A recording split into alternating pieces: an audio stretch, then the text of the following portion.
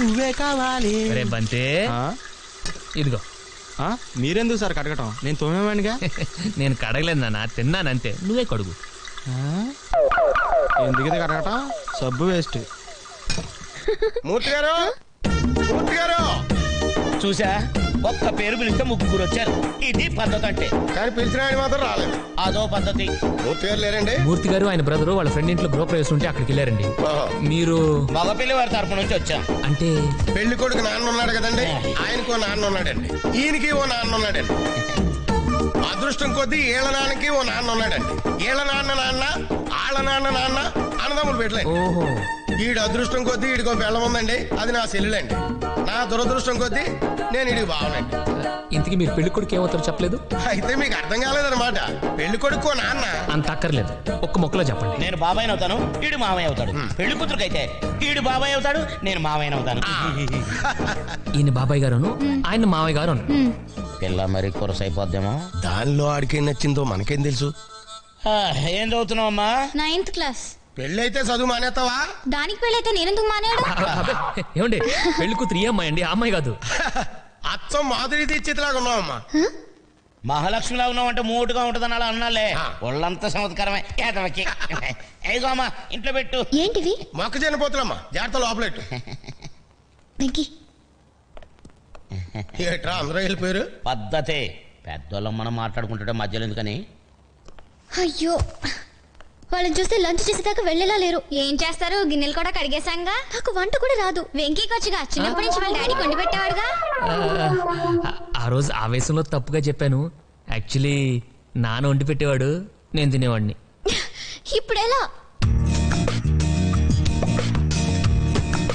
మీరు తప్పండి చెప్తా. ఇంత డ్రింక్ తాగాక మనిషి అన్నవాడు ఎవ్వడు భోంచేయలేదు. Thank you Venky. It's okay. తీసుకోండి. ఎందుకమ్మా ఇవన్నీ? పద్ధతే. భోజనానికి ముందు పెద్ద పెద్ద ఇళ్లలో ఇలా జ్యూస్ తాగుతారు, ఆకలి బాగా అవుతుందని. అంటే భోజనానికి కూడా ఇక్కడ ఉండిపోతావా? లేకపోతే హోటల్కి వెళ్ళి తింటావా? ఈయంకులో ఇంటికి వచ్చి ఇస్త్రీ వేయకుండా వెళ్తే ఆ తర్వాత ఈయంకుడి దగ్గర మాట వచ్చేద్దే. నలుగురు అడిగితే తలకాయ ఎక్కడ ఎట్టుకుంటాం ఏండి? అవునండి. అలా నీ ఏలకాని ఎల్లో వచ్చి ఇబ్బంది పెట్టేస్తావా? పాప ముఖం చూస్తే 100 మందికి వండి పెట్టేలా ఉంది. ఇద్దరం లెక్క. ఏమో ఈ ఏదో మాటలు పట్టుకొని వంట కోసం ఓ ఐరాణ పడిపోకు. వంట సింపుల్ గా తేల్చి. నేను పెళ్లి భోజనం పెట్టమన్నానా? ఓ కలగూర పప్పు, ఓ కూర చాలు. పప్పులో ఉల్లిపాయ లేకమా, వీడి గ్యాస్. కానీ ఎప్పుడు లేకపోతే పోతుంది కదా. నువ్వు మాత్రం అప్పడాలు ఒడియాలు లేకుండా ఎప్పుడు తిన్నావా? అవి మళ్ళీ పెసలుగా చెప్పాలా? పాప ఎప్పుడు చేశాక అదే మూకలో ఒక 2 డజన్ అప్పడాలు, 1 డజన్ ఒడియాలు ఏం చేద్ది. ఆగరు ఇయ్యాల వారింటికి వచ్చి కక్క ముక్క తినుకుంటూ వెళ్తే మనల్ని అంటారు. అది కూడా చెప్పాలా? ఓ సైన్ బయట ఉంటదని ఏదో ఒక కన్వే ఐటమ్ వాళ్ళే చేస్తారు. అదే చేత్తో చారు కూడా పెట్టుకోండమ్మా, వీడికి అసలే అజీర్తి. అన్ని నాకేనేటి, నీకు మాత్రం కిడ్నీలో రాళ్ళు లేవు. దానికి ఏం చేయమంటారండి? ఆపరేషన్ చేయాలి కానీ బాబు. ఇందాకిచ్చిన జ్యూసు ఇంకొక గ్లాసు భోజనం వేయకిచ్చుకోండి, సమ్మగా ఉంటది. అయ్యో, ఏంటి వెంకీ వాడు అంతలిసి చెప్పాడు? ఏదో ముందు స్టవ్ వెలిగించు.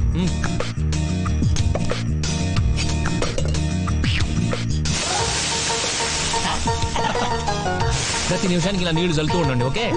ఆ వాచ్ చెల్లు నిన్ను ఎవడు చేసుకుంటాడో కానీ సర్వనాశనం అయిపోతాడు. నేను ఒక్కదాన్ని వదిలేసి వెళ్ళిపోతావా? అంత ఓవర్ చేయకు, ఇప్పుడే వస్తాను. బంతి, రే బంతి, వదిలేసిస్తాను కానీ అర్జెంట్ హోటల్కి వెళ్ళి తీసుకురా. ఇప్పుడే కదండి భోజనం చేశారు. ఎంతసేపట్లో తెమ్మంటారండి? బావా నాకు డౌట్, ఎన్వే ఐటమ్ కానీ చేయట్లేదంటవా? మసాలా వాసన ఏం రావట్లేదు. వాళ్ళకి మసాలా వాసన రావట్లేదంట. నువ్వు తప్పుకో. ఏంటి వెతుకుతున్నా? ఇది అది బొద్దింకల్లి చెప్పేది. నాకు తెలుసు. ఇది ఇలా కోసానా, ఇది ఇలా పట్టుకున్నానా? ఇప్పుడు చూడండి.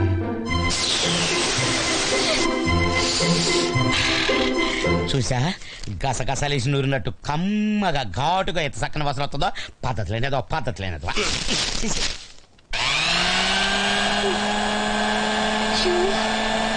టైం అవుతుంది సార్, ఎదుగుండి. ఏంటది? అన్ని వేడిగా ఉన్నాయి, తీసుకెళ్ళండి. కమన్. 1 సెకండ్. ఇది కొంచెం ఇలా,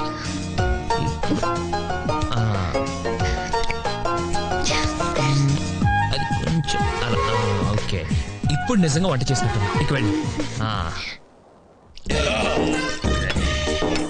ఏమైనా బావా మనోడు అదృష్టవంతుడు. అందరినీ చెల్లెళ్ళ ఉంటారేంట్రా? అవునండి.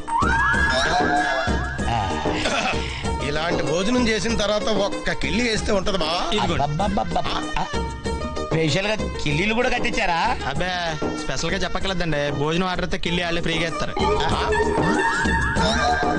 అబ్బే మీలాంటి వాళ్ళు ఇంటికి వచ్చినప్పుడు కిల్లి గురించి స్పెషల్ గా చెప్పాలా అంటున్నాడు.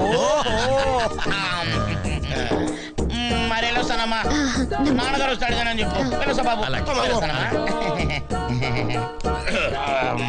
తాంబూలాల టైంకి రాలేకపోయినందుకు ఏమనుకోవద్దని చెప్పమ్మా. పెళ్ళికి మనం 10 రోజుల ముందు వచ్చి వాళ్ళని మర్చిపోతారు లేరా? తొందరగా టైంలో అవతల బస్సు టైం అయిపోతుంది. వెళ్ళొస్తామా? వెళ్ళొస్తాం బాబు. థ్యాంక్ యూ వెంకీ, నువ్వు లేకపోతే ఈ రోజు చాలా గొడవ అయ్యేది.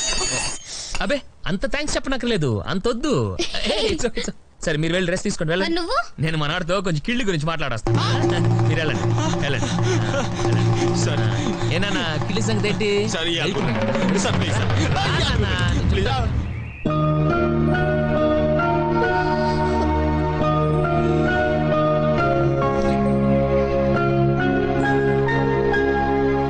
Good morning.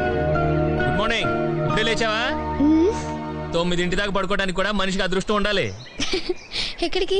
ఇంటర్వ్యూకి. Venky best of luck. Thank you thank you.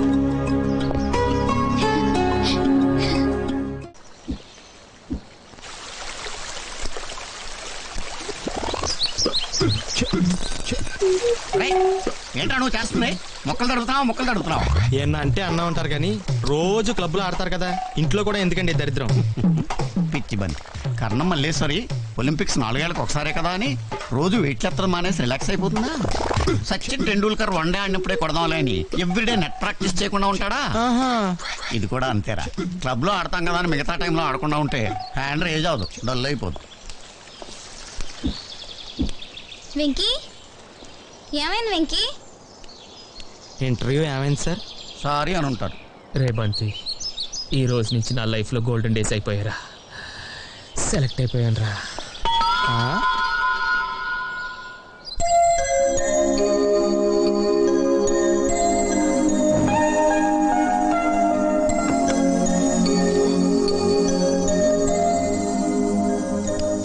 ఏంటి సార్ పార్టీ ఎప్పుడు ఇస్తున్నారు? ఎందుకు?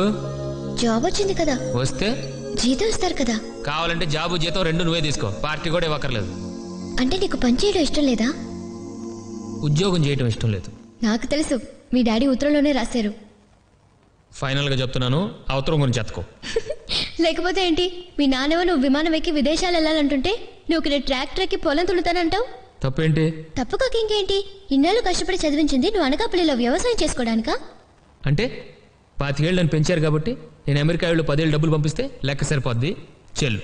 ఇదేమన్నా బిజినెసా? ఇప్పుడు నేను అమెరికాకి వెళ్ళి డబ్బులు సంపాదించి కారు కొంటాను, దాని పక్కన నిలబడి ఓ ఫోటో తీయించుకొని పంపించాలి. అంతేగాని దాంట్లో మా నాన్న ఎక్కించుకొని తిరగలనా? లేదు. అదే మా ఊళ్ళో వ్యవసాయం చేసుకుంటే కనీసం మా నాన్న స్కూటర్ ఎక్కించుకొని తిప్పగలను, అది నాకు హ్యాపీగా ఉంటుంది. మా నాన్నకి జ్వరం వస్తే అమెరికా నుంచి ఫోన్ చేసి టాబ్లెట్ వేసుకున్నానా అని మాత్రమే చెప్పగలను. అదే టాబ్లెట్ నా చేత్తో వేసి పక్క నుండి చూసుకుంటే నాకు తృప్తిగా ఉంటుంది. నీకు తెలియదు నందు, నాకు 4 ఏళ్ళప్పుడే మా అమ్మ చనిపోయింది. ఎంతమంది చెప్పినా నాన్న మళ్ళీ పెళ్లి చేసుకోలేదు నా కోసం. ఇన్నేళ్లలో నాకు ఎప్పుడు అమ్మలేని లోటు తెలియనివ్వలేదు. అలాంటి నీ వయసులో వదిలేసి వెళ్ళిపోవటం కరెక్టా? నాకు కనీసం ఫ్రెండ్స్, సినిమాలు, సరదాలైనా ఉన్నాయి నందు, కానీ మా నాన్నకి నేను తప్ప వేరే ప్రపంచం లేదు. ఆయన ఎంతసేపు నేనేమవ్వాలో ఆలోచిస్తున్నాడు, కానీ నేను ఒక్కడిని వదిలేళ్తే ఆయన ఏమైపోతాడో నేను ఫీల్ అవుతున్నాను. నేను పెరిగిన ఇల్లు, నేను తిరిగిన ఊరు, నన్ను పెంచిన నాన్న, నన్ను ప్రేమించే స్నేహితులు అందరిని వదిలేసి అక్కడికి వెళ్ళి ఏం సాధించాలి? నా 10 ఎకరాలు ట్రాక్టర్ నాకు చాలు. సాయంత్రం దాకా పొలం దున్నుకుని సరదాగా ఫ్రెండ్స్తో దమ్ము కొట్టి సెకండ్ షో సినిమాకి వెళ్ళి వచ్చి పడుకుంటే చాలదా? ఒకటి చెప్పనా నందు, మనం గెలిచినప్పుడు చప్పట్లు కొట్టేవాళ్ళు, మనం ఓడిపోయినప్పుడు భుజం తట్టేవాళ్ళు, నలుగురు లేనప్పుడు ఎంత సంపాదించినా ఎంత పోగొట్టుకున్నా తేడా ఏం ఉండదు. Good night.